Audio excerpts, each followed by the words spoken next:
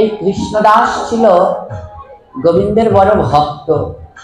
তো কৃষ্ণদাস একজন সৎ গুরুর সন্ধান করে, কিন্তু মনের মতো করে সৎ গুরু পায় না। যখন তাদের গ্রামে অচ্যুতানন্দ দাস বাবা আসলো, কৃষ্ণদাস তাকে দেখে প্রেমে আপ্লুত। আহা, এই বাবাজির কি ভক্তি! হ্যাঁ, তার কাছে শিষ্য আর ভক্ত পার্থক্য নেই, সবাই সমান। যেই যায় তাকেই বুকে টেনে নেয়। এই বাবাজির ভক্তি দেখে আমি বড় আপ্লুত। কৃষ্ণদাস ছুটতে ছুটতে অচ্যুতানন্দ বাবার কাছে চলে গেলেন। বাবাজি, ও বাবাজি, আমি আপনার কাছ থেকে দীক্ষা নেব। বাবাজি বলে, বাহ, সে তো খুব ভালো কথা, কিন্তু বাবা, দীক্ষা নিতে হলে তোমায় যে কিছু কর্ম করতে হবে। কৃষ্ণদাস বলে, কি করতে হবে? বলে, দীক্ষা আগে দিয়ে খা, তারপরে নেবে দীক্ষা। বলে, যাও কৃষ্ণদাস, আগে গোবিন্দকে দিয়ে খেতে শেখো, আগে প্রসাদ পেতে শেখো, তারপরে তোমাকে আমি দীক্ষা দেব। পারবে? প্রসাদী হতে পারবে? প্রতিদিন যা পাবে সব গোবিন্দকে ভোগ দেবে, যা রান্না করবে গোবিন্দকে ভোগ দেবে, ভোগ দিয়ে তারপরে খাবে। পারবে খেতে? যদি তুমি পারো তাহলেই আমি তোমায় দীক্ষা দেব। কৃষ্ণ বলে,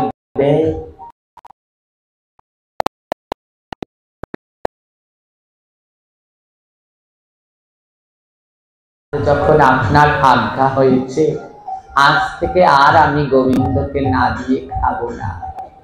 গুরুদেব বলে, যাও, আগে ওই গোবিন্দকে দিয়ে খেতে শেখো। যখন গোবিন্দকে দিয়ে খাবে, তখন তুমি যদি আবার আমাকে দাও, তাহলে আমি আবার তা গ্রহণ করবো, আমিও খেতে পারবো। আমার শিষ্যের কাজ কি? গুরুর স্মরণে অর্পণ করা। হ্যাঁ, অনেক গুরুদেব আসে, সাধু ভক্তরা আসে, আমাদের প্রশ্ন থেকে যায় যে ওই সাধু ভক্তরা আসলে আমাদের হাতে খায় না, আমরা কি মানুষ না? এরা সাধু হয়েছে, এরা আমাদের হাতে খায় না, শুধু ওই সাধু যারা লোক তাদের হাতেই খায়, আমাদের হাতে কেন খায় না? যারা প্রসাদ বুঝি সদাচারী তারা সবাই হাতে খায় না। অনেক এরকম বলে, এদের মনের ভিতরে শুধু হিংসা, এরা সব।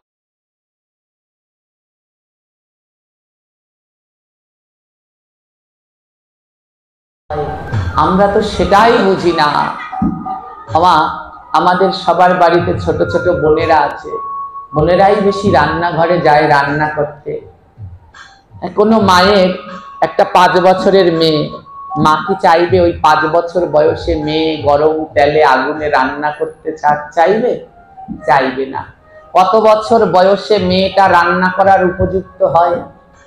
যখন তার ওই 15-16 বছর, 12-13 বছর হয়ে যায়, তখন সে রান্না করার উপযুক্ত হয়। তখন ওই মায়ের সাথে সাথে গিয়ে ওই একটু আনাজ, তরকারি, সবজি আমানিয়া করে দেয়। হ্যাঁ, বা একটু, হ্যাঁ, ওই চুলোতে ভাত রান্না হচ্ছে, ওতে একটু জাল দিয়ে দিচ্ছে। তখন সে ওই আরম্ভ, সূচনা। যখন ওই মেয়েটার বয়স 20-21 বছর হয়ে যায়, তখন সে ভালো রান্না করতে পারে। যখন তার বয়স ওই 25-26 হয়ে যায়, তখন সে উপযুক্ত রাঁধুনি হয়। হ্যাঁ, ওই 5 বছরের মেয়ে, তাকে যদি রান্না করে, সেই রান্না যদি অতিথিদেরকে খেতে দেন, অতিথিরা খেতে পারবে?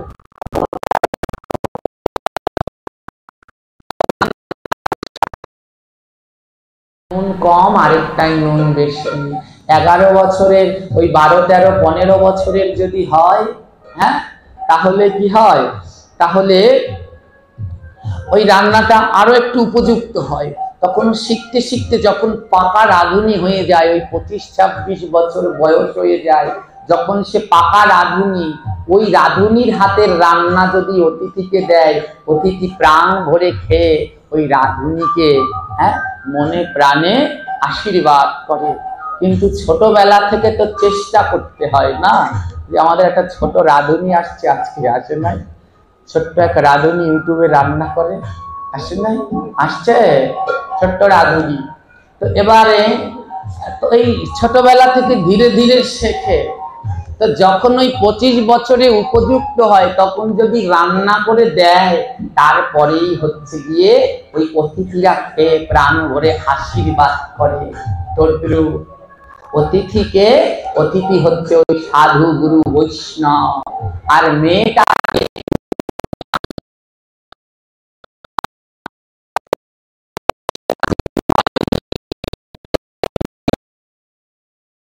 খাওয়াতে চাও তো লবণ তো কম হবেই। আগে ওই রান্না করতে করতে আরো 25 বছর কাটুক, প্রসাদী হয়েছে আরো 25 বছর হোক। যদি 25 বছরে ওই পূর্ণতা হয়, তখন যদি বাড়িতে গুরু যায় তবে তাকে রান্না করে খাওয়াও।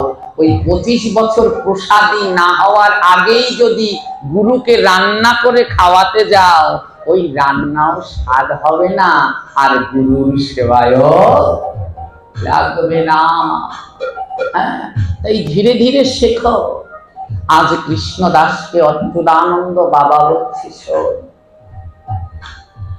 আমি তো গুরু, আর শিষ্যের কাজ কি গুরুকে দিতে হয়, প্রতিদিন গুরুর নামে কিছু না কিছু রাখতে হয়, তো গুরু সেবা দিতে হয়। ও বাবা, আমি তো তোর হাতে এখন খেতে পারবো না, আগে তুই উপযুক্ত হ, আগে রান্না করে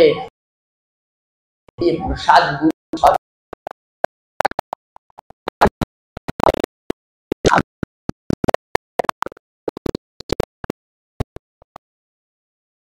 সব খায়, সাদা কাপড় পরে, বলে কি আমরা আচারি।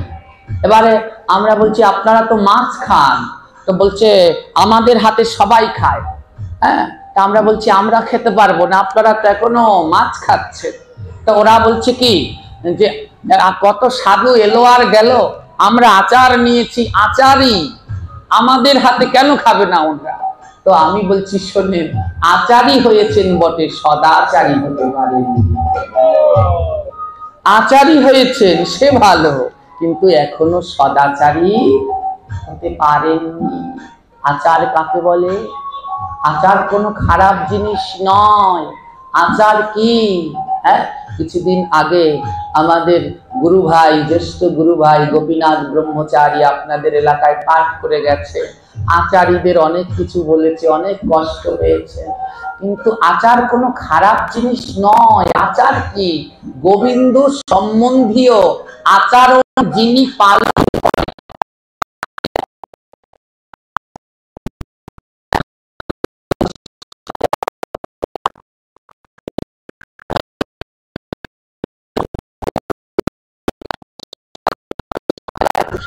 পেতে নেই, এই সম্বন্ধীয় আচরণ যে পালন করে তাকে বলে আচারী।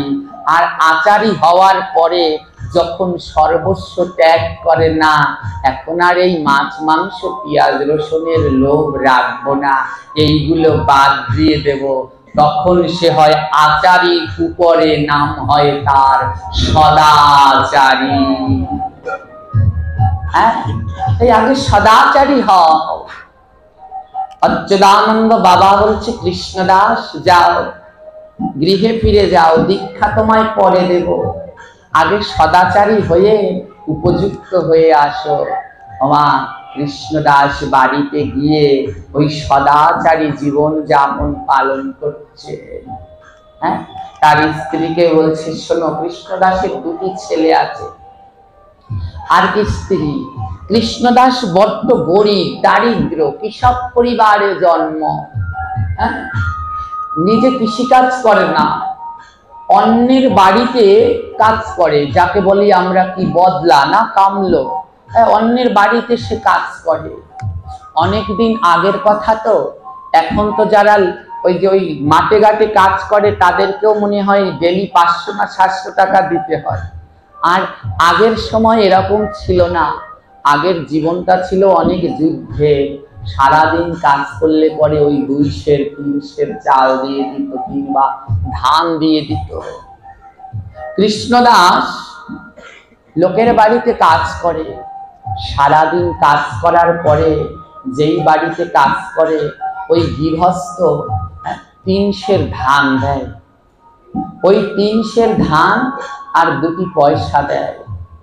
তো ওই 2 পয়সা আর 3 সের ধান, ওই 2 পয়সা দিয়ে তেল সবজি মশলাপাতি কেনে, আর 3 সের ধান দিয়ে ওর স্ত্রী যেদিনকে ধান আনে ওই দিনই ধান সেদ্ধ করে, তারপরে চুলোর উপরে তেলে শুকায়, তারপরে ঢেকিতে তার দিয়ে ধান। কিন্তু তাদের বড় আনন্দ। কেন আনন্দ? তারা সদাচারী। ওই যা আনে, খুদ কুড়ো যা আনে সব গোবিন্দকে ভোগ দেয়, ভোগ দিয়ে তারপরে গোবিন্দের প্রসাদ পায়। তারা প্রসাদ ছাড়া আর কিছু গ্রহণ করে না। আর কৃষ্ণদাস কেমন? গুরুদেব বলেছে, শোনো, ওই হাতে কাজ করবে আর মুখে কৃষ্ণ নাম করবে। গুরুদেবের আজ্ঞা মতো কৃষ্ণদাস হাতে ওই দৈনন্দিন কাজকর্ম করে স্বামী স্ত্রী, আর মুখে সদা সর্বদা তারা কৃষ্ণ নাম করে। দেখতে দেখতে অনেক দিন কেটে গেছে, অনেক দিন কেটে গেছে। আজ কি হয়েছে? কৃষ্ণদাসের মনে বাসনা জেগেছে, অনেক দিন তো কেটে গেছে, এবার যাই গুরুদেবের কাছে। ওমা, যেই দিনকে মনে মনে ভেবেছে যাবে, ওই দিন রাত্রবেলায় যেই ঘুমিয়েছে, গুরুদেব স্বপ্নে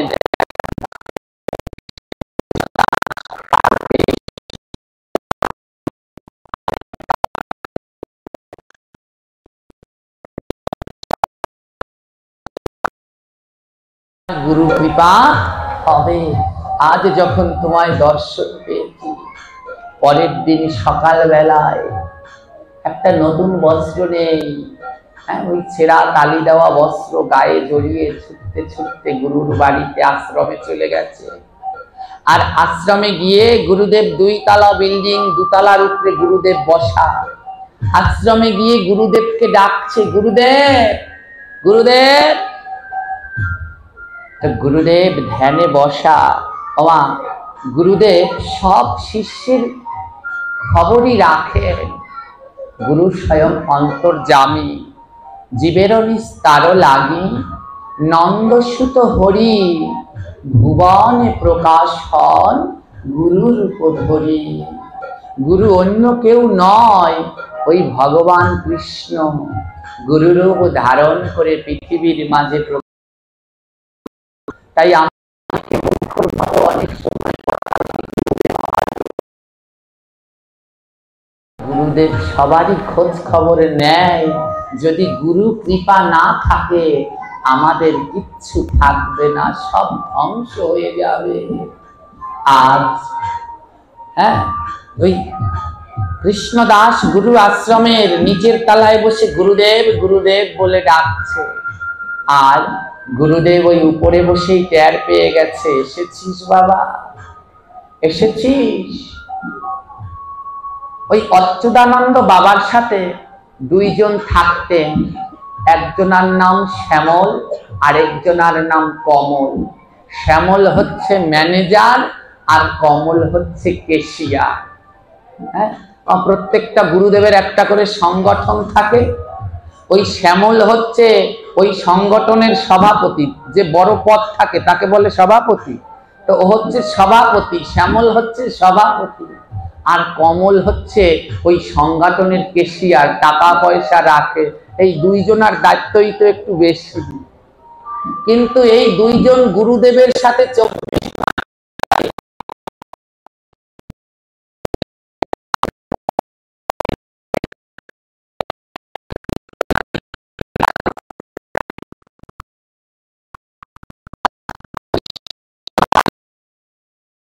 শ্যামল কমল ছুটে এসেছে। কি হয়েছে? কৃষ্ণদাস বলে, শোনো, গুরুদেবের কাছে আমি দীক্ষা নেব।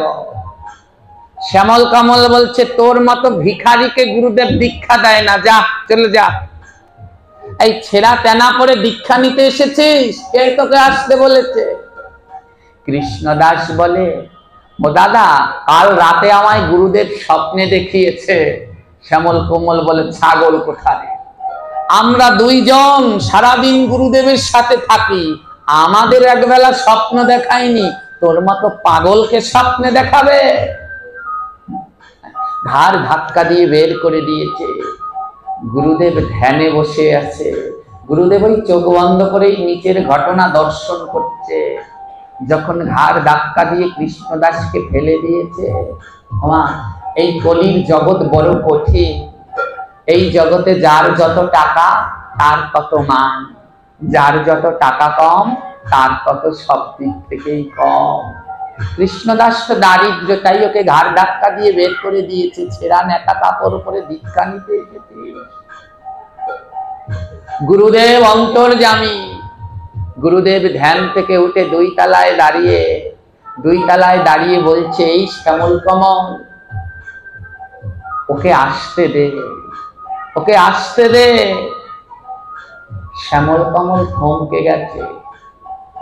গুরুদেবের কাছে গেছে কৃষ্ণদাস, গিয়ে গুরুদেবের চরণটা জড়িয়ে ধরেছে। গুরুদেব, আপনার কত করুণা, আমার মতো কাঙালকে ডাকলে, তার মানে আমি স্বপ্নে ভুল দেখিনি। গুরুদেব বলছে, তুমি কি এখন সদাচারী জীবন পালন করছো? কৃষ্ণদাস বলে, হ্যাঁ গুরুদেব, এখন আমি যা খাই ভগবানকে দিয়ে আমি প্রসাদ পাই। হ্যাঁ, এখন আমি প্রসাদ পাই, এখন আর আমি খাই না, ভগবানকে দিয়ে প্রসাদ পাই। গুরুদেব বলে, বেশ ভালো।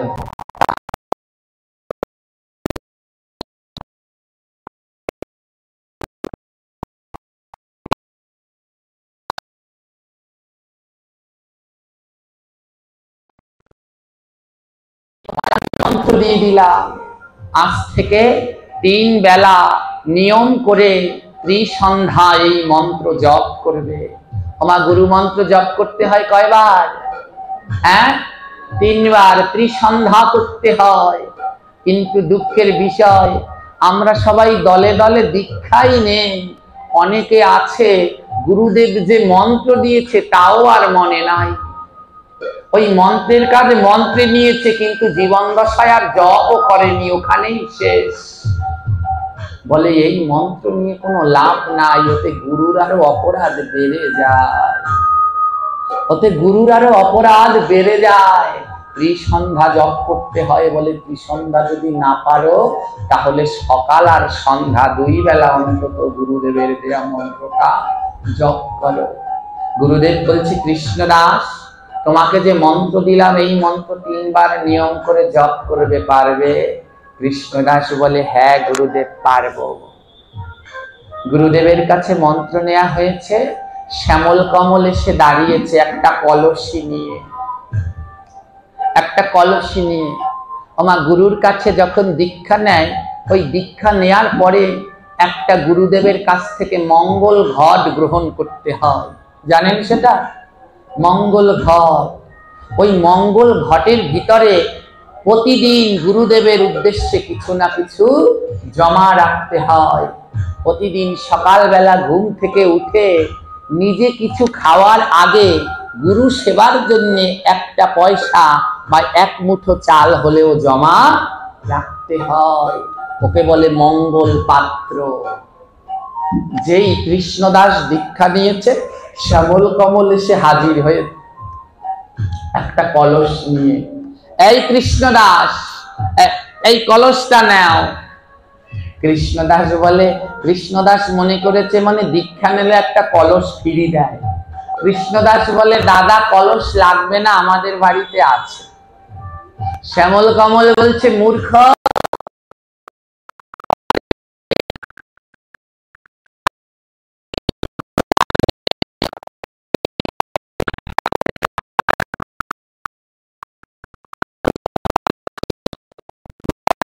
নেওয়ার পরে প্রত্যেক দিন 1 পয়সা হলেও গুরুর কাছে, গুরুর জন্য জমা রাখা উচিত।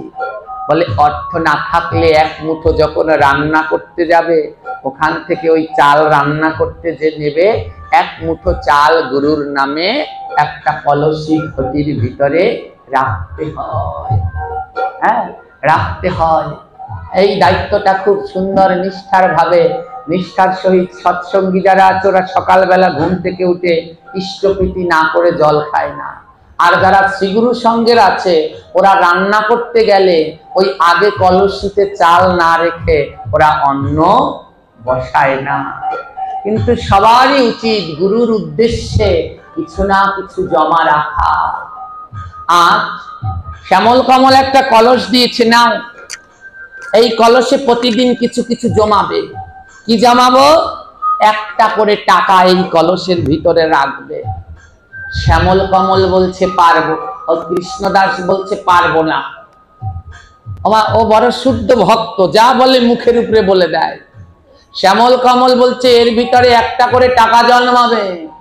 কৃষ্ণদাস বলছে পারবো না। শ্যামল কমল বলে কেন? বলে আমি সারাদিন কাজ করবার পরে 2টা টাকা পাই, ওই 2 টাকা দিয়ে আমি তেল শাক সবজি কিনি। যদি 1 টাকা কলসে রাখি তাহলে আমি কি খাবো? আমি 1 টাকা দিতে পারবো না। শ্যামল কমল বলছে বেশ। গুরুদেব, অত 1 টাকা রাখতে পারবে না, কি করা যায়? গুরুদেব বলছে বাবা, তোর 1 টাকা লাগবে না, তুই 1 পয়সা রাখবি। গুরু সেবার জন্য রাখতে হয়, তাই তোর 1 টাকা লাগবে না, মাত্র 1 পয়সা রাখবি। শ্যামল ও কৃষ্ণদাস, ওই যে শিষ্য কৃষ্ণদাস বলছে গুরুদেব আমি 1 পয়সাও রাখতে পারবো না।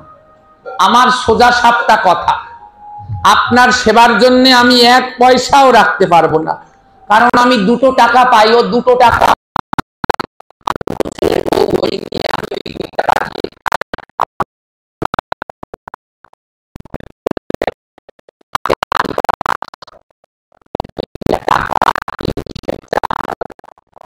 ধান পাই। গুরুদেব বলে বেশ, তাহলে তুই একটা কাজ করিস বাবা, 3 সের ধান পাস তো, ওই 3 সের ধান দিয়ে চাল হয়। তুই একটা কাজ করবি, প্রতিদিন ওই 3 সের ধান থেকে 3 মুঠো করে চাল রাখবি, বেশি না, 3 মুঠো করে চাল এই কলসির মধ্যে রাখবি। আর প্রত্যেক বৎসর ওই বাৎসরিক অনুষ্ঠানের সময় আমার কাছে নিয়ে আসবি, প্রতিদিন 3 মুঠো চাল রাখবি। কৃষ্ণদাস বলে গুরুদেব আমি 3 মুঠো চাল রাখতে পারবো না। ও সোজা বলে দেয় আমি 3 মুঠো রাখতে পারবো না। গুরুদেব বলে বেশ, তাহলে 1 মুঠো রাখবি। কৃষ্ণদাস বলে আমি 1 মুঠো রাখতে পারবো না, আমি খাবো কি? আপনার নামে 1 মুঠো দিলে আমার ওই 3 সের চালের আমরা 4 জন মানুষ খাবো কি? আমি 1 মুঠো রাখতে পারবো না। গুরুদেব বলে বেশ, চাল লাগবে না। ও বাবা, ওই যে ধান এনে তোর বউ ঢেকিতে পারায়, ও মা, ধান আনলে পরে ওই ঢেকিতে ধান ভাঙা দেখেছেন আপনারা? ধান যখন ওই ভাঙে, তারপরে ধান থেকে কুলোয় করে ঝাড়ে, ওই ঝাড়লে পরে কয়টা জিনিস বের হয় জানেন? কি কি? প্রথম কি বের হয়? তুষ, তারপরে কুড়া, তারপরে খুদ, 3টি জিনিস বের হয়। গুরুদেব বলে 1 মুঠো চাল দিবি? কৃষ্ণদাস বলে দেব না, আমি পারবো না, আমার চাল নাই, 1 মুঠো দিতে পারবো না। গুরুদেব বলে বেশ, লাগবে না। তাহলে তুই একটা কাজ কর বাবা, তুই 1 মুঠো করে খুদ দিবি, চাল লাগবে না, প্রতিদিন সকালে 1 মুঠো করে খুদ দিবি। কৃষ্ণদাস বলে শোনেন গুরুদেব, আমি লোকের বাড়ি কাজ করি তো, আমার বউ সকালবেলা আমার এই খুদ সিদ্ধ করে দেয়, ওই খেয়ে আমি কাজ করতে যাই। আপনার নামে যদি 1 মুঠো খুদ দেই তাহলে আমি সকালবেলায় খাবো কি? আর না খেয়ে লোকের বাড়ি কাজ করা যায়? আমি খুদও দিতে পারবো না, খুদও দিতে পারবো না। গুরুদেব বলে বেশ, খুদও দিতে পারবি না, তাহলে খুদের পরে তো কুড়া, তো আমার নাম এই কলসির ভিতরে 3 মুঠো কুড়া দিস। খুদ লাগবে না, 3 মুঠো কুড়া দিস। কৃষ্ণদাস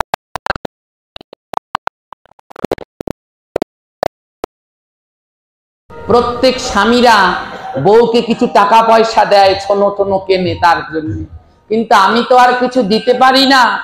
আমার বউ ওই ধান ভেঙে কুড়া জমিয়ে রাখে, আর ওই কুড়া দিয়ে আমার বউ আলতা সিঁদুর শাখা পলা কেনে, তাই আমি কুড়াও দিতে পারবো না। গুরুদেব বলে লাগবে না, তাহলে তুই 3 মুঠা তুষ দিস। শেষেরটা হয়েছে কি তুষ। বলে কুড়াও লাগবে না, তুই প্রতিদিন 3 মুঠো করে তুষ নিয়ে এই কলসির মধ্যে জমা রাখিস, আর বছর বছর এসে 3 মুঠো তুষ দিয়ে যাস। কৃষ্ণদাস বলে গুরুদেব আমি তুষও দিতে পারবো না। দেখুন বলছে আমি তুষও দিতে পারবো না। গুরুদেব বলে তুষ দিয়ে কি করিস? কৃষ্ণদাস বলে শোনেন, আমার তো আর জায়গা জমি নাই, আমার অল্প একটু জায়গা, সেখানে শুধু আমার ঘর, আর ওই ঘরেই আমরা থাকি, ও ছাড়া আমাদের আর জায়গা নেই। আমার বউ কি করে জানেন? ওই মাঠে ঘাটে অন্যরা গরু বেঁধে রাখে, আর সেখান থেকে ওই গোবর নিয়ে আসে।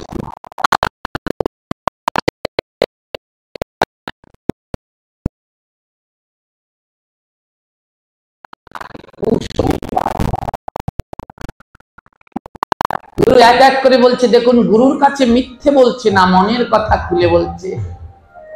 বলে তুষ দিস? বলে পারবো না, তুষ দিতে পারবো না, ও আমার কাজে লাগে, ও দিয়ে আমার বউ ওই মুঠা বানায়, ও তুষও দেওয়া যাবে না। গুরু বলে তুষও দিতে পারবি না? হ্যাঁ রে বাবা, তো তোর বউ যে রান্না করে, ওই মুঠা যে বানায়, হ্যাঁ, তো ওই মুঠিয়া দিয়ে যে রান্না করে, সেগুলো কি হয়?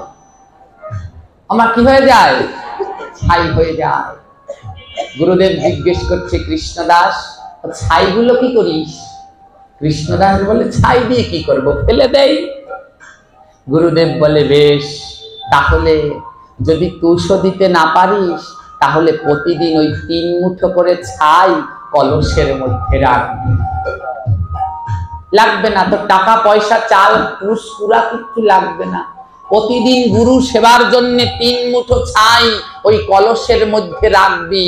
তবুও গুরু সেবার জন্য প্রতিদিন কিছু না কিছু জমা রাখবি, কারণ গুরু সেবা না দিলে তার মানব জীবন।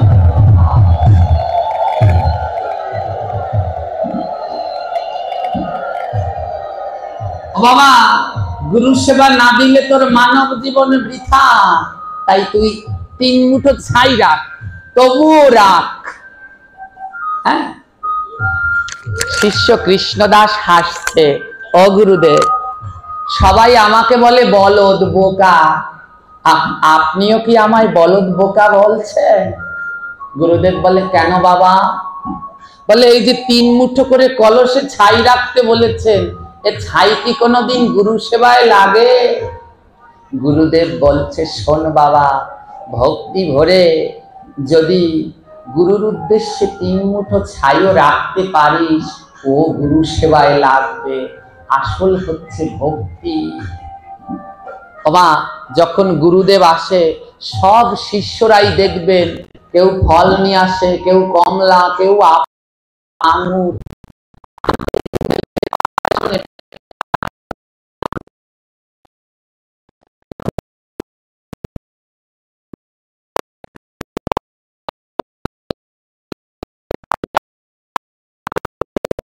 কার আপেলটা খাচ্ছে সে গুরুদেবই জানে।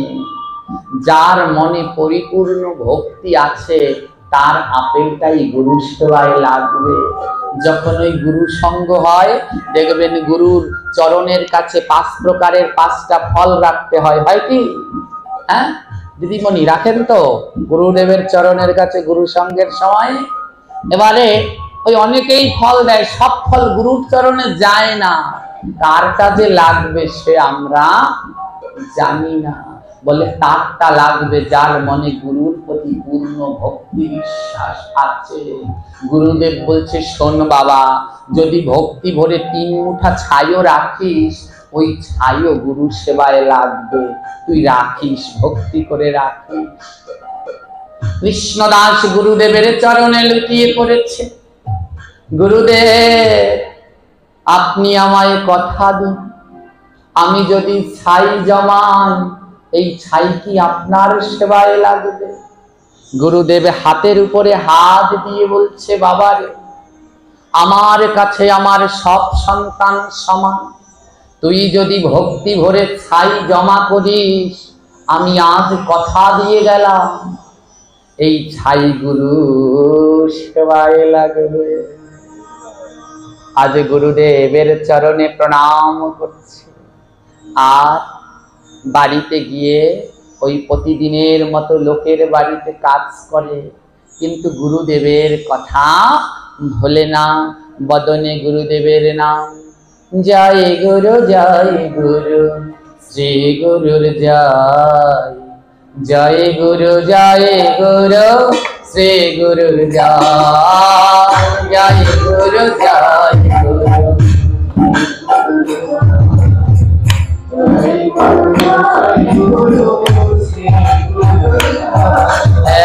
জয় গুরু শ্রী গুরুর জয়। জয় গুরু জয় গুরু।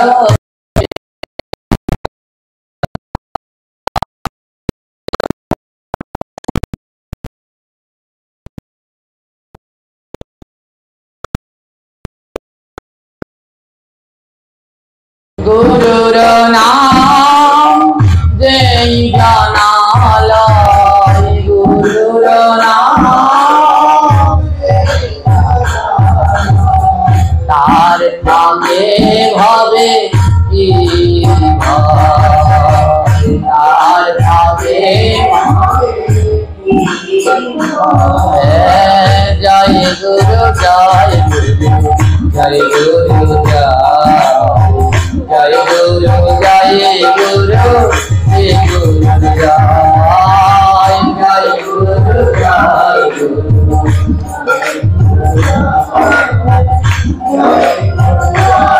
সবাই বলো জয় গুরু জয় গুরু শ্রী গুরুর জয়। জয় গুরু জয় গুরু শ্রী গুরুর জয়। জয় গুরু।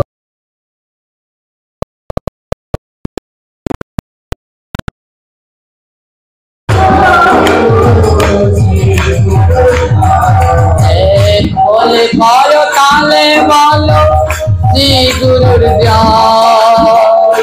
খোলে করো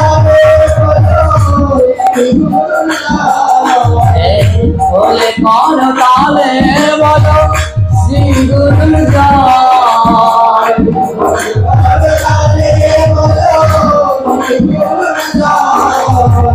জয় গুরু জয় গুরু শ্রী গুরুর জয়। জয় গুরু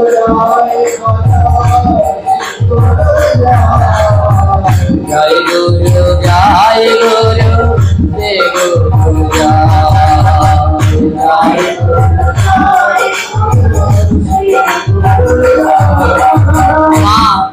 মহাজন বলছে প্রতিদিন খোল করতালে বলবে।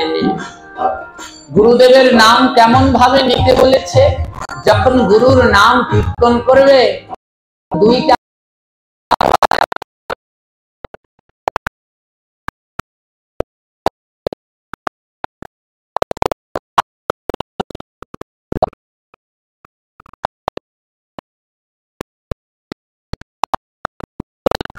কি করে গুরুদেবের নাম কীর্তন করি?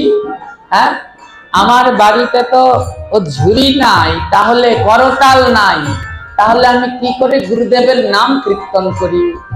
মহাজন বলছে, হে জীব, তোমরা যেদিনকে জন্মেছ সেই দিন তোমাদেরকে আমি দুটি বাদ্যযন্ত্র দিয়েছি, একটা খোল আর একটা করতাল। আপনারা পেয়েছেন?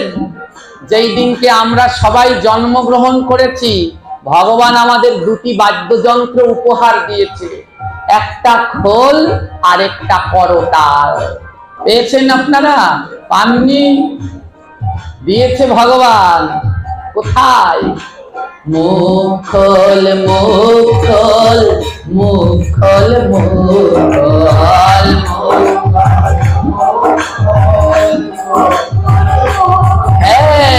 মুখল মুখল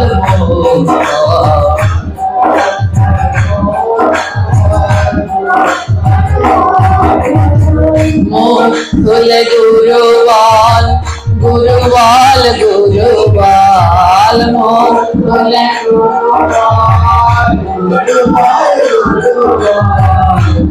শোন, তোদের দুটো বাদ্যযন্ত্র দিয়েছি, প্রথমটার নাম খোল। খোল কি জানিস? এই মুখটা বন্ধ রাখিস না, এই মুখটাকে খোল। মুখ বন্ধ রাখিস না, মুখ খুলে তোরা কীর্তন কর, হরিনাম কর, গুরুদেবের নাম কর। মুখ বন্ধ রাখিস না, তাই মুখ খোল। আর দ্বিতীয় বাদ্যযন্ত্র করতাল। বলে করে করে দেও তাল, তাকে বলে করতাল। করে করে দেও তাল, করে করে দেও তাল, তাকে বলে করতাল। করে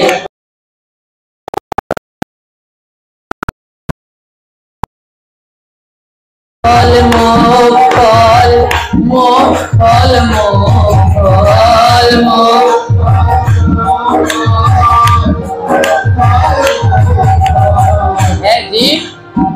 মুখ বন্ধ রাখিস না, মুখ খোল। এই হচ্ছে প্রথম বাদ্যযন্ত্র খোল। দ্বিতীয়টা করতাল। করে করে দেও তাল, তাকে বলে করতাল। তাই লিখেছে খোলে করতালে বলো শ্রী গুরুর জয়, শ্রী গুরুর জয় বলো, শ্রী গুরুর জয়। খোলে করতালে বলো। সবাই বাদ্যযন্ত্র দুটো বাজা।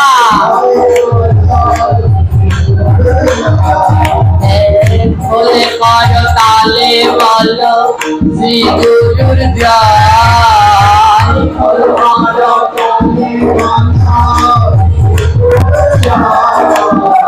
শ্রী গুরুর জয়।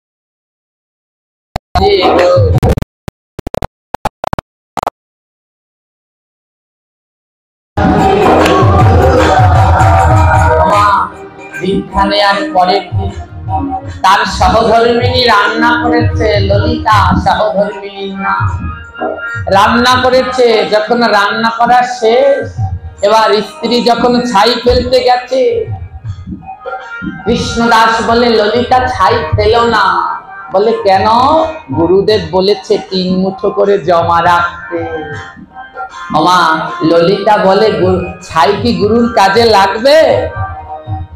স্ত্রীও পরম ভক্ত, বলে স্বামী ছাই কি লাগবে গুরু সেবায়? হ্যাঁ। কৃষ্ণদাস বলে হ্যাঁ, গুরুদেব বলেছে লাগবে। স্ত্রী বলে স্বামী তাহলে 3 মুঠো রেখে লাভ কি? সব ছাই গুরুদেবের নামে জমা রাখি। আমার রান্না করে যত ছাই হয়েছে সব এবার কলস ভরে ধুয়ে দিয়েছে। একদিনেই একেবারে কলস ভরে গেছে। সবাই ওই কলস ভরে 1 বছর ভরে, 1 বছর ধরে ওই কলসটাকে ভরে, কিন্তু কৃষ্ণদাস একদিনের ভিতরে একেবারে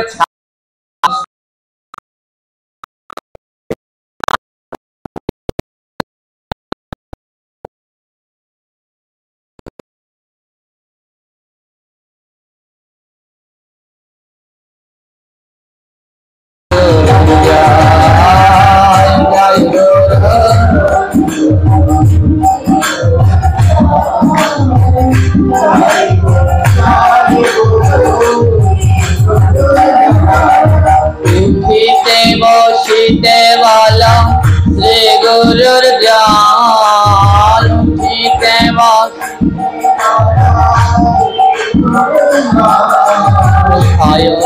সাবনে বলো শ্রী গুরুর জয়।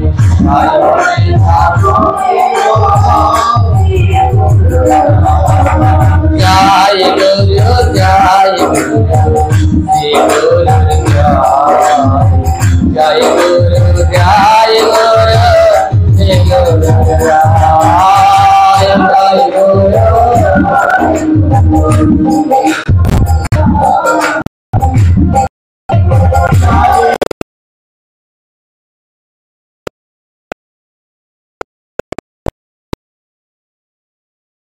ছিল প্রতিদিন 3 মুঠো ছাই জমাতে, কিন্তু একদিনেই তো আমাদের কলস ভরে গেছে, কালকে রাখবো কি? কৃষ্ণদাস বলে চিন্তা করো না, আমার মহাজনের বাড়ি বড় বড় ধানের বস্তা আছে। আমার ধান রাখার বড় বড় বস্তা হয়। বলে আমার মহাজনের বাড়ি বড় বড় ধানের বস্তা আছে, বস্তা ভরে তুমি ছাই রাখবে, চিন্তা করো না। মহাজনের বাড়ি থেকে বড় বস্তা এনে এবার ওই স্ত্রী রান্না করে আর সব ছাই গুরুদেবকে স্মরণ করে বস্তা ভরে রেখে দেয়। বলে গুরুকে না দিয়ে খাওয়া যাবে, ছাই দাও তবুও গুরুকে দাও, না দিয়ে খাবে। হ্যাঁ, কেমন আদর্শ! একেই বলে শিষ্য। আমরা শুধু আনলাম বাজার করে ব্যাগ ভরে আর খেলাম। ওমা, আজ এই শ্রী গুরুদেবের এখানে অনুষ্ঠান হচ্ছে। আমি যতদূর জানি এখনো এই গুরুদেবের যা শিষ্য রয়েছে বাউফলে, হ্যাঁ, প্রতিদিন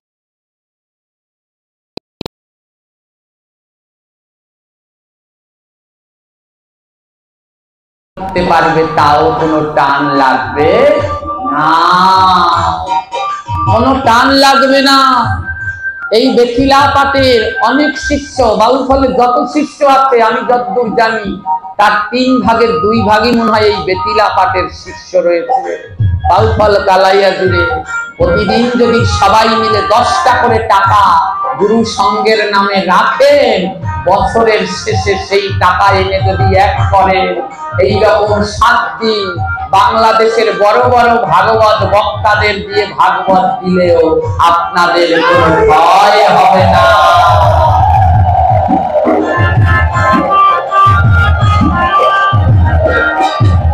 বলে বাবা 10 টাকা করে রাখলেই কি হবে? হবে, একবার রেখে দেখুন। কারণ গুরুদেবের নামে যদি রাখেন কোনোদিন জীবনে টান পড়বে না। একদিক দিকে রাখবেন 10 টাকা, অন্যদিকে গুরুদেব 10,000 টাকার 2 হাত তুলে আশীর্বাদ করে গুরুদেবের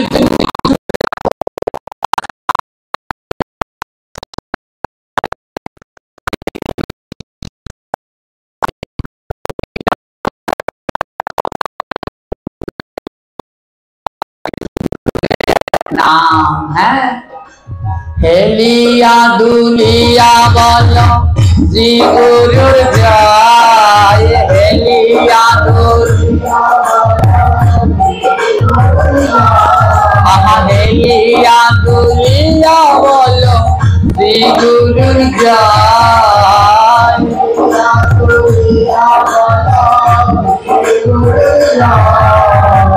শ্রী গুরুর জয় বলো, শ্রী গুরুর জয়।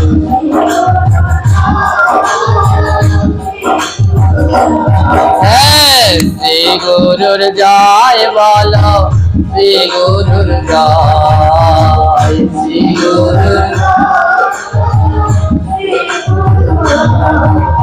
এবার গুরুদেবের নামে কীর্তন করছে আর প্রতিদিন।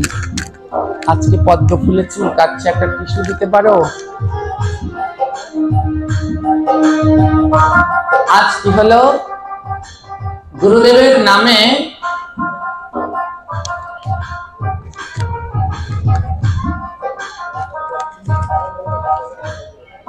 প্রতিদিন ওই ছাই জমা করে। তো জমা করতে করতে 1 বছর হয়ে গেছে। ওমা, 1 বছরে 100 বস্তা ছাই হয়েছে। কত বস্তা ছাই হয়েছে জোরে বলুন? অন্যদিকে যত গুরু ভাই আছে কারো 1 কলস টাকাও হয়নি, কারো 1 কলস চাল হয়েছে, কারো বা 2 ব্যাগ চাল হয়েছে, কিন্তু ওর হয়েছে সব থেকে বেশি। কত বস্তা? তাতে কি আছে? টাকা পয়সা, চাল ডাল অর্থ, তার মধ্যে কি আছে 100 বস্তায়? 1 বছর কেটে গেছে। প্রত্যেক গুরুদেবের একটা বাৎসরিক অনুষ্ঠান হয়, হয় কি না? যেমন এই বেথিলা পাটের আজকে আপনাদের এই বাৎসরিক অনুষ্ঠান। তো ওই বাৎসরিক অনুষ্ঠানে শিষ্যরা যা 1 বছর ধরে জমাবে, এই বাৎসরিক অনুষ্ঠানে সব আনতে হয়। আজ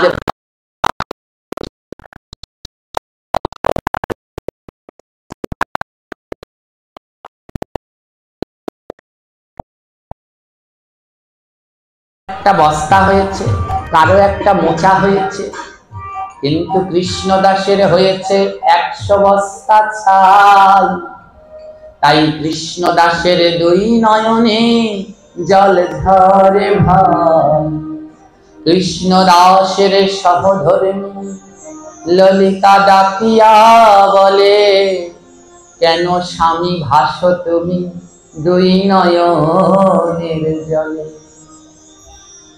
কৃষ্ণদাস কেঁদে বলে, ললিতা গুরুধামে যাওয়ার এসেছে পত্র, আমার কাছে নাই 1 পয়সা অর্থ।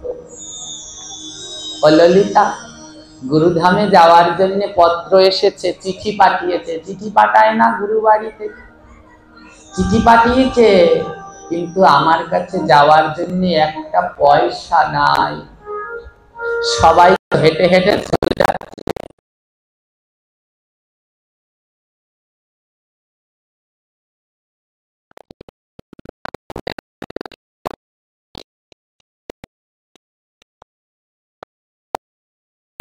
আমি তো আর এই 100 বস্তা মাথায় করে বা হাতে করে নিতে পারবো না। এই 100 বস্তা যদি নিতে হয় আমার একটা যানবাহন লাগবে। ললিতা বলে, কি হলে নেওয়া যায় স্বামী? কৃষ্ণদাস বলে, শোনো ললিতা, যদি 2টা নৌকা ঠিক করতে পারি, 2টা নৌকায় 50-50 করে 100 বস্তা নেওয়া যাবে। 2টো নৌকা যদি ঠিক করা যেত তাহলে গুরু বাড়িতে নিয়ে যেতাম ছাইগুলো। বড় যত্ন করে ছাই জমিয়েছি, গুরু বাড়ি নিয়ে যেতাম যদি 2টো নৌকা হতো।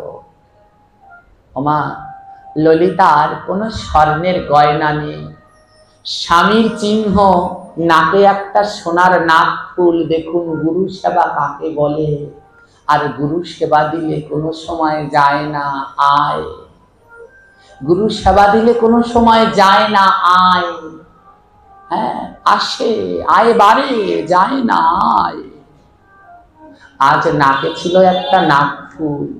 ললিতা বলে, স্বামী এই নাক ফুলটা নিয়ে যাও, এটা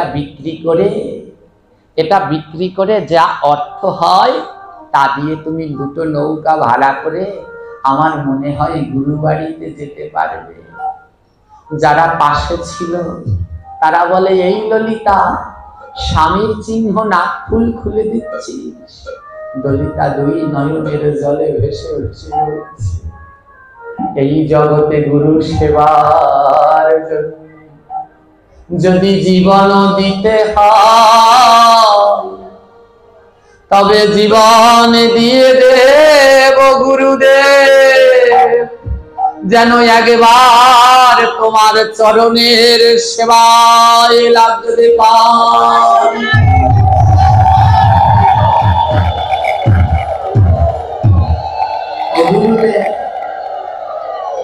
এই নাক ফুল তো সামান্য, যদি এই জীবনটাও তোমার সেবায় দিতে পারতাম,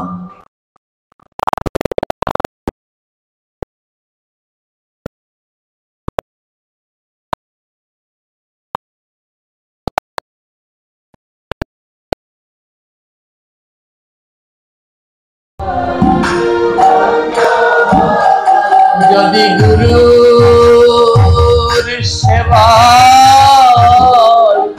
কিছু লাগতো মানব জীবন ধন্য হতো গুরু।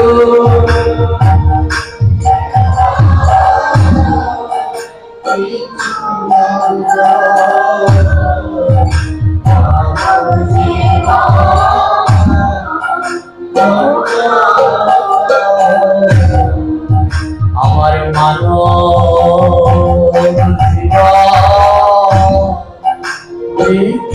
গেল,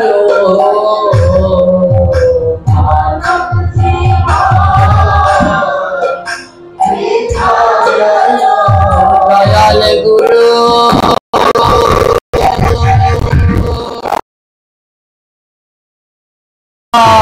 গুরু গো, আমার মানব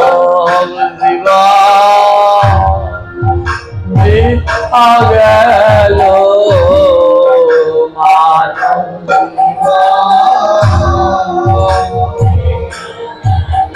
ওই গুরুর সেবায় না লাগিল মানব সেবা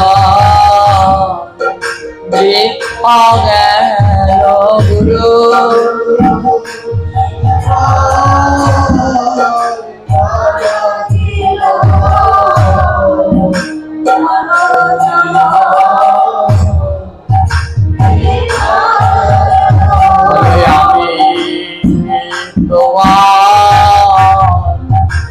অধম সন্তান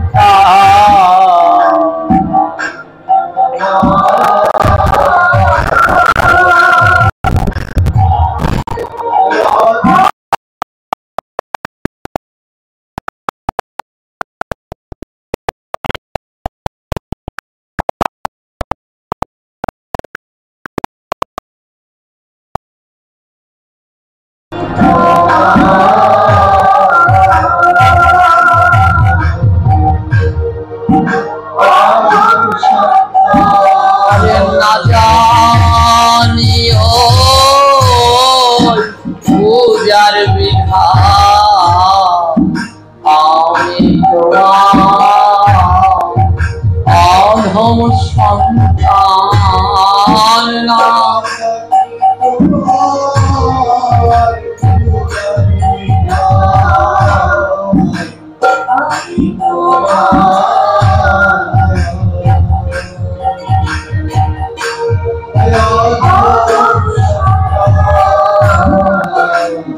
চরণ ধুলি আমার মাথায় থাকে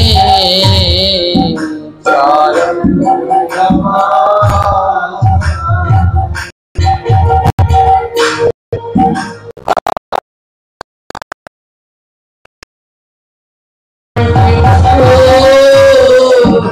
চাই না গুরু চরণ ধুলি গেল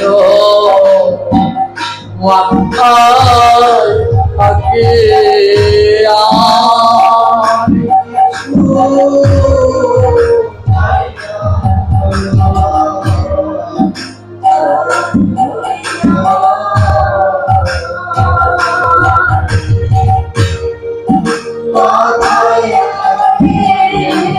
ভক্তের কাঙ্গাল বড় আমার ভক্তের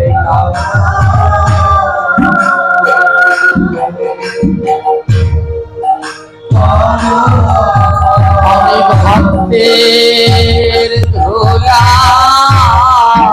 মাখিব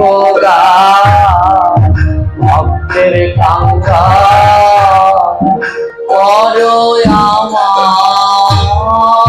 ভক্তের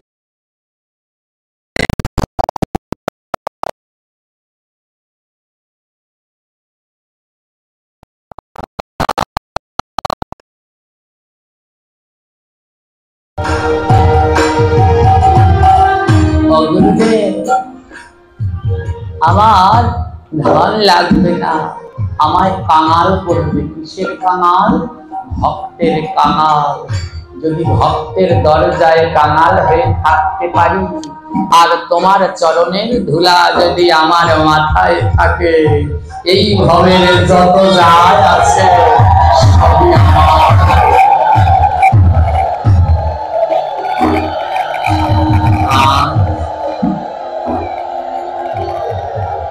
স্ত্রী তার স্বামীর চিহ্ন ছোট নাম ফুল গুরু সেবার জন্য দিয়ে দিল একে বলে গুরু সেবা আর স্বামী তা দিয়ে 2টা নৌকা ভাড়া করে এনেছে এবার ওই 100 বস্তা ছাই স্বামী আর স্ত্রী উঠিয়েছে এবার নৌকা বাইছে কৃষ্ণদাস নৌকা বাইছে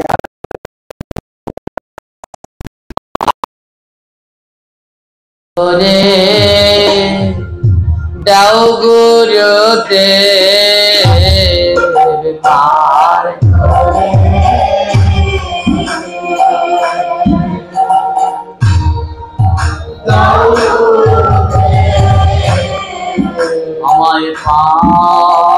পার করে দেও গুরুদেব পার করে।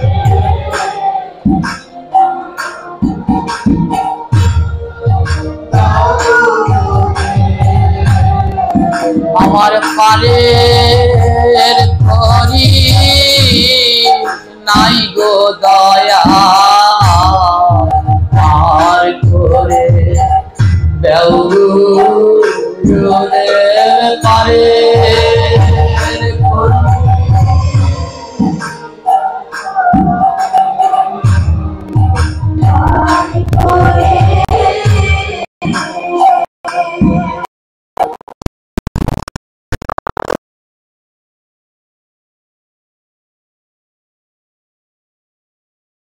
আমায় পার করে দাও, আমার কাছে কোনো পারের কলি নাই, তুমি যদি কৃপা করে পার না করো আমি যে পার হতে পারবো না। তোমার এই জগতে একটা নদী করে পার হতে হলে তাকে বলে বৈতরণী নদী, আর ওই নদী পার করে দেওয়ার একমাত্র সামর্থ্য আছে আপন আপন গুরুদেবের। তাই বলে কি জানো প্রভু, আমার নেই কোনো বল, নেই কোনো সম্পদ, নেই কোনো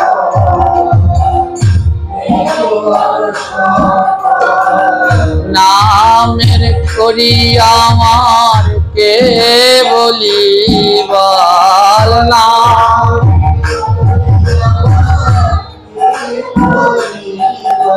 হে দয়াল গৌর, হে গুরু, তুমি ছাড়া আর আমার কিছু নাই।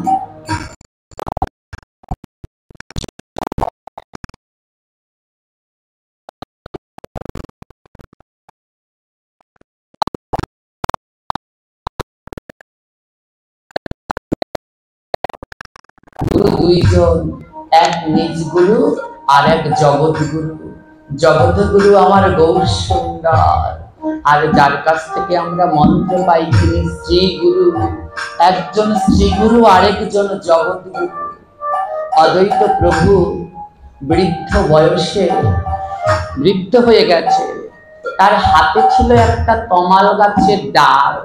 এই বৃদ্ধ হলে লাঠি বর দিয়ে হাঁটে, কারণ বৃদ্ধ বয়সে তো একজনকে চাই ঘর করে হাঁটবার জন্য। অদ্বৈত প্রভু ওই একটা লাঠি ভর দিয়ে দিয়ে হাঁটত। লাঠিটা ছিল একটা শুকনো তমাল গাছের ডাল। বৃদ্ধ বয়স, একদিন অদ্বৈত প্রভুর মনে হলো হরিদাস, হরিদাস এত বড় ভক্ত।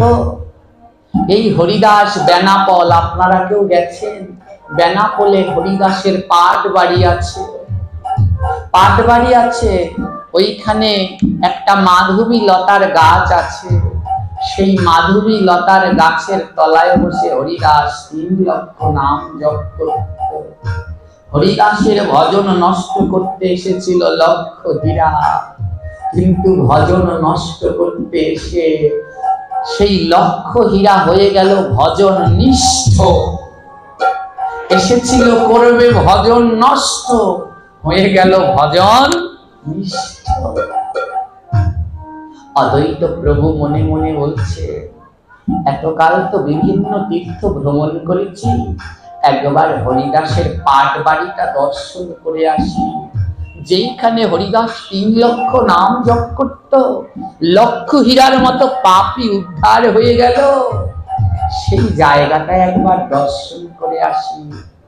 ভক্তদের নিয়ে অদ্বৈত প্রভু আসলো আমাদের বাংলাদেশে, ভারত আর বর্ডার, ওর পাশেই রয়েছে এই পাটবাড়ি। ওখানে বৃদ্ধ অদ্বৈত তখন লাঠি ভর দিয়ে দিয়ে ওই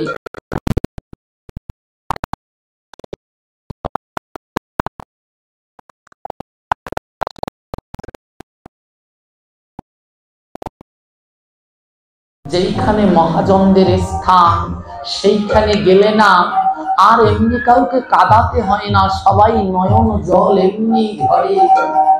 আজও ওই হরিদাসের পাট বাড়িতে গিয়ে নিবৃতে বসে থাকবেন, দেখবেন আজও সেখানে নামের ধ্বনি শোনা যায়।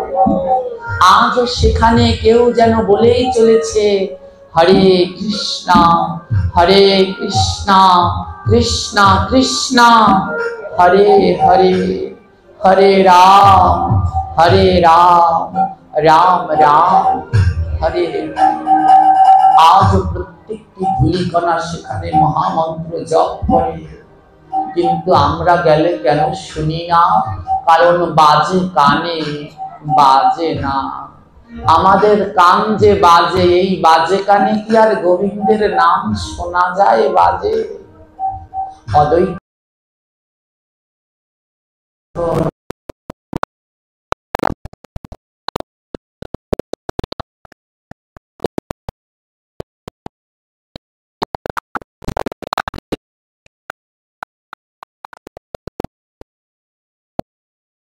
তুলে তুলে নাচছে বৃদ্ধ বয়স। অদ্বৈত প্রভু লাঠিটায় ভর দিয়ে এক বাহু তুলে তুলে নাচছে, কিন্তু তিনি দুই বাহু তুলতে পারছে না, কারণ এখন আর গায়ের শক্তিটা নেই, লাঠিটা সম্বল। লাফিয়ে লাফিয়ে লাভ সব ভক্তবৃন্দ নৃত্য করছে। অদ্বৈত প্রভুর মনে হলো কেউ যেন একটা নাই, কারণ সংকীর্তনের নটরাজ আমার গোরা রায়। সংকীর্তনে গৌর নিতাই কত শোভা পায়। অদ্বৈত বলে এই কীর্তন নৃত্যের রাজা হচ্ছে আমার গৌর আর নিতাই। তারা দুই ভাই তো নাই, তাই তোমরা এত নৃত্য করছো, কিন্তু আমার গৌর নিতাই ছাড়া এই নিত্য কীর্তন কেন যেন অসম্পূর্ণ মনে হচ্ছে। অদ্বৈত প্রভু চোখ বন্ধ করে করজোরে ডাকছে, মহাপ্রভু গো, আজ তুমিও যদি এইখানে দুই বাহু তুলে নৃত্য করতে, আজ পাট বাড়ির আঙিনা ধন্য হতো। ওই লাঠিটায় ভর দিয়ে করজোরে অদ্বৈত প্রার্থনা করছে, তুমিও যদি এই পাট বাড়ির আঙিনায় আজ ভক্তের সাথে নৃত্য করতে, আজ এই পাট বাড়ির আঙিনা ধন্য হয়ে যেত। ওমা, যখন অদ্বৈত চোখ বন্ধ করে প্রার্থনা করছে, প্রার্থনা শেষে যখন চোখটি খুলেছে, দেখে সংকীর্তনের মধ্যখানে আমার গৌর সুন্দর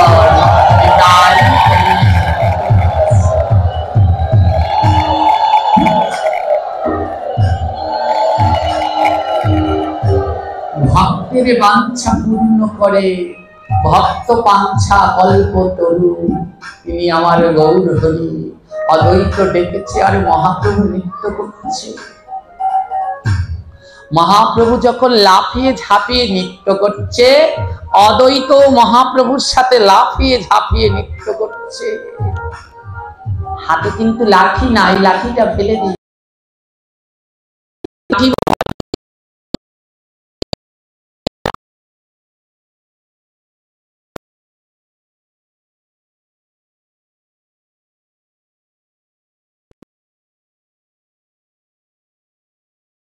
প্রভু বলে, অদ্বৈত ভক্ত যদি ডাকে আমি না এসে থাকতে পারি, তুমি আমায় ডেকেছো তাই এসেছি। মহাপ্রভু বলে, অদ্বৈত একটা প্রশ্ন করব। বলে, কি প্রশ্ন বলো। ও অদ্বৈত, এতক্ষণ দেখলাম তোমার হাতে একটা লাঠি, ওই লাঠি ভর দিয়ে কষ্ট করে করে হাঁটছো, কিন্তু এখন তুমি এত শক্তি কোথায় পেলে? লাঠিটা ছেড়ে এখন দুই বাহু তুলে নৃত্য করছো, এত শক্তি কোথায় পেলে অদ্বৈত? অদ্বৈত বলছে, গৌর, গায়ে যখন শক্তি না লাগে, না থাকে, তখন হাতে মানুষ নেয় লাঠি, ওই লাঠি তার শক্তি হয়। আর যেই সংকীর্তনের আসরে স্বয়ং গৌর সুন্দর দণ্ড হয়ে দাঁড়িয়ে আছে, তার আবার ওই কাঠের লাঠি দরকার আছে। আমি গৌর সুন্দর মহাজল, যার প্রতি গুরুর, যার গুরুর হাতটা মাথায় আছে, তার আবার শক্তির জন্য কি লাঠির দরকার আছে? ওই গুরুর হাত যার মাথার উপর, অদ্বৈত বলে মহাপ্রভুর হাত যার মাথার উপর, তার আবার আলাদা লাঠি লাগবে কেন? ওমা সেই লাঠিখানা এখনো আছে। সেই দিনই মহাপ্রভু সেই লাঠি নিয়ে মাটিতে পুঁতে দিয়েছিল। দেখিতে দেখিতে শুকনো তমাল গাছের সেই ডাল বৃক্ষে পরিণত। আজ পাটবাড়ির আঙিনায় সেই তমালের লাঠি দেখিতে পাবে। সেই শুকনো লাঠি আজ এমন বড় গাছ হয়ে গেছে, 550 বছরের পুরানো। আজ সেই অদ্বৈতের দণ্ড সেই পাট বাড়িতে দরজার সম্মুখেই রাখা আছে। সেই শুকনো লাঠি গাছ হয়ে গিয়েছিল।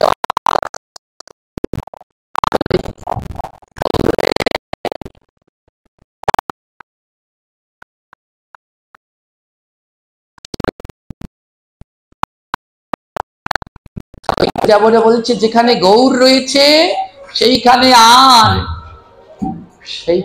আর কি দরকার আছে? গৌরের হাত যার মাথায়, গুরুর হাত জগৎ গুরু, আর গুরুর হাত যার মাথার উপরে, তার আবার কিসের ভয় আছে? আজ ওই নৌকা চালাচ্ছে আর গুরুকে ডাকছে, দয়াল গুরু, দয়াল গুরু গো, মরণ কালে চরণ যেন পাই। দয়াল গুরু,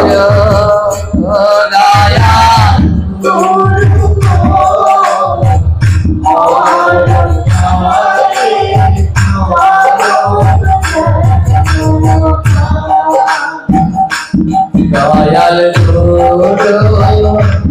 দয়াল গুরু মরণ কালে চরণ যেন পাই। দয়াল গুরু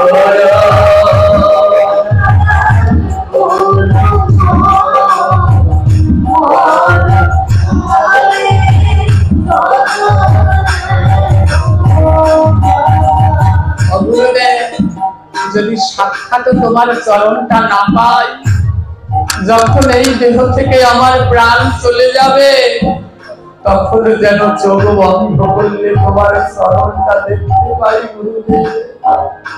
তাই সাক্ষাৎ যদি না পাই, ওই মরণকালে যেন তোমার চরণটা দর্শন করে আমি দেখো রাখতে পারি। আইসি ভাবে যাইতে হবে, পাশের ভাবনা ভাবতে ভাবতে সময় কালে তোমায় পেলাম না।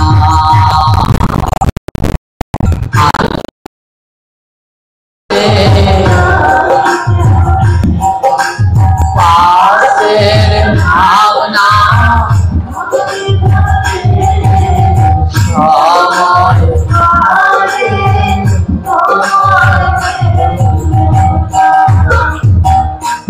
দয়াল গুরু, দয়াল গুরু মরণ কালে চরণ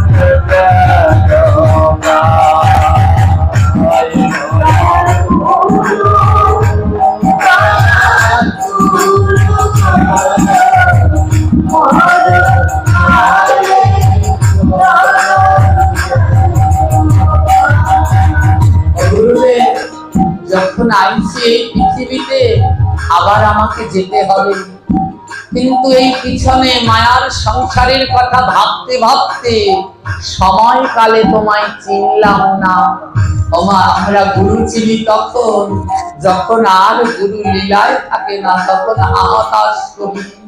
কিন্তু যখন গুরু লীলায় থাকে, যখন গুরুর দেহ ধরাধামে বিচরণ করে, তখন আমরা গুরু কি বস্তু চিনি না। তাই বলছে বেলা গেল সন্ধ্যা হলো, কোনারে দিন হারিয়া গেল সঙ্গ করলাম না। হরি বল হরি বল।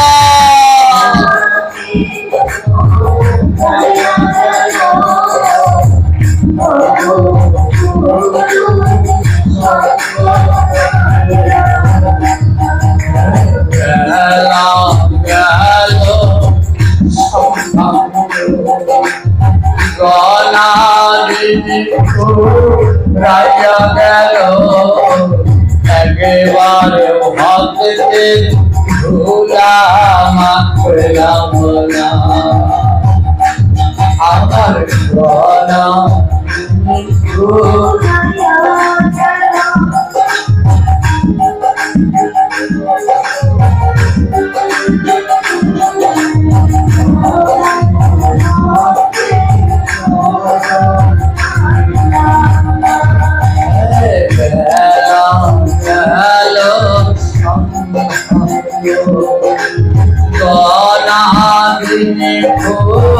রাইয়া গেল একেবারে ভক্তে পরশ করলাম বেলা গেল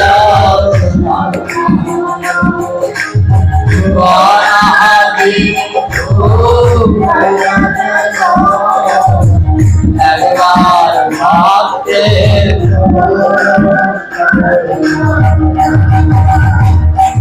দয়াল গুরু দয়াল গুরু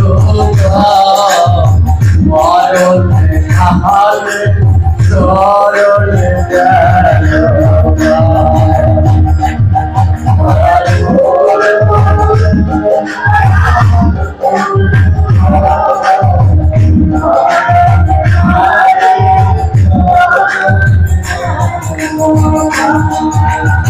যখন মায়ের ঘরে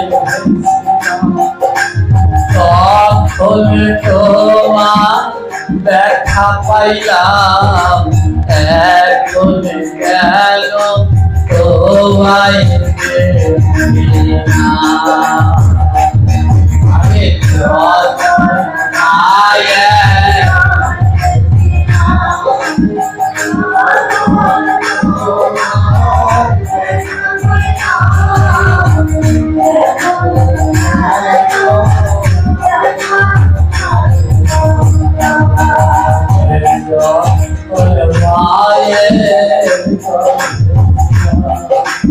তখন তোমার দেখা পাইতাম এখন গেল তোমায়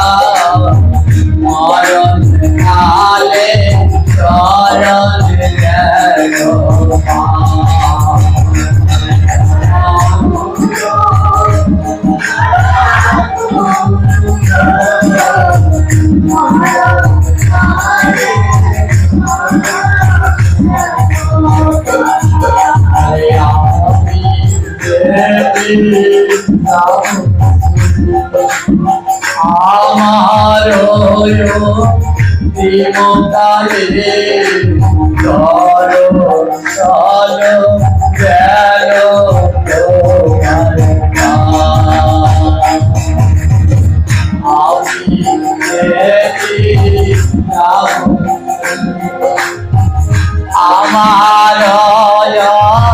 দিমকালে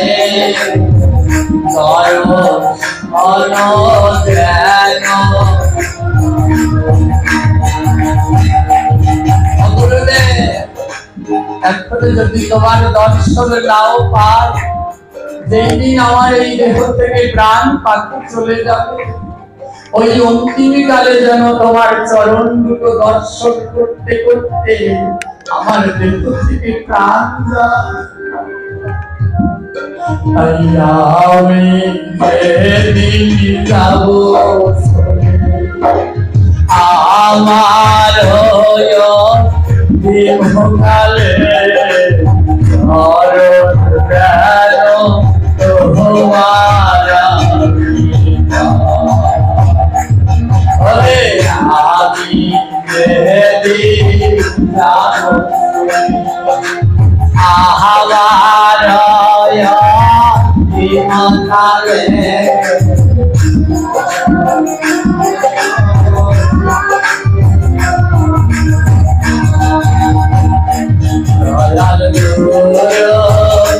দয়াল গুরু মরণ কালে শরণ চলে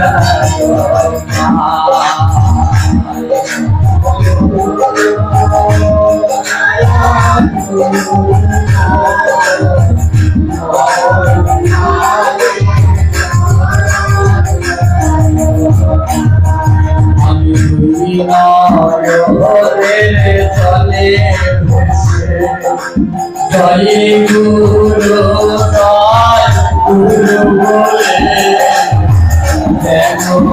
তোমার সঙ্গে আমি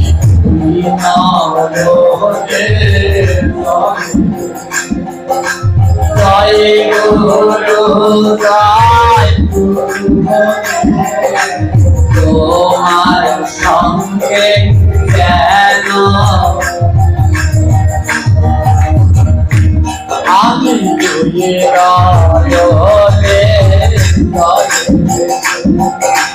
জয় গুরু জয় গুরু বলে তোমার সঙ্গে কেন আমি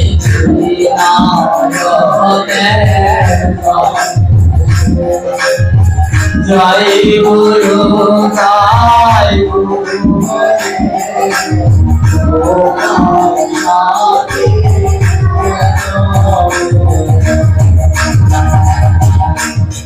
দয়াল গুরু দয়াল গুরু মরণ কালে চরণ